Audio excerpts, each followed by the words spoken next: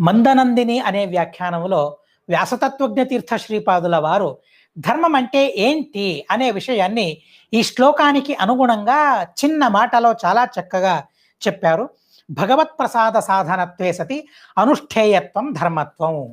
ఏంటి ధర్మం అంటే ఏంటి అంటే, ఏది భగవంతుని ప్రసాదానికి కారణమవుతుందో, మరి దేన్ని మనం అనుష్ఠానం చేయాలో, ఏది అనుష్ఠానికి తగినదో, దేన్ని అనుష్ఠానం చేయడం వల్ల భగవంతుని ప్రసాదం మనకు లభిస్తుందో, భగవంతుని అనుగ్రహం మనకు లభిస్తుందో, అదే నిజమైన ధర్మం అని ఈ శ్లోకంలో చెప్పారు. దాన్ని వ్యాసతత్వజ్ఞుల వారు ఎంత చక్కగా చెప్పారో, తేల్చి చెప్పారో మనం గమనించాలి. దీన్ని కూడా మీరు వ్రాసుకోవాలి. భగవత్ ప్రసాద సాధనత్వే సతి అనుష్ఠేయత్వం ధర్మత్వం. అంటే భగవత్ ప్రసాదానికి ఏది సాధనమో, ఏది అనుష్ఠేయమైనదో అది ధర్మం.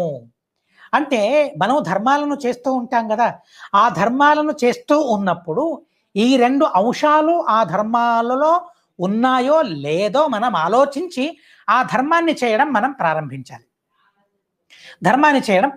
మనం సంధ్యావందనం చేస్తాం.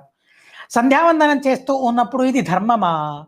ఎలా తేల్చుకోవాలి? ఇది ధర్మమే అని ఎలా నిర్ధారణ చేసుకోవాలి అంటే, ఇది నేను అనుష్ఠానం చేయాల్సింది. ఎవరు చెప్పారు? వేదం చెప్పింది. అహరహ సంధ్యాముపాసీత, ద్విజాతులు సంధ్యావందనం చేయాలి అని శాస్త్రం చెప్పింది కనుక నా చేత అనుష్ఠేయమైనది. తరువాత భగవత్ ప్రసాద సాధనమైనది కూడా.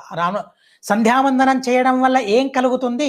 భగవంతుని ప్రసాదం మాకు కలుగుతుంది. భగవంతుని ప్రసాదానికి సాధనమైనది, అనుష్ఠేయమైనది కనుక సంధ్యావందనం బ్రాహ్మణుల కర్తవ్యం, బ్రాహ్మణుల ధర్మం.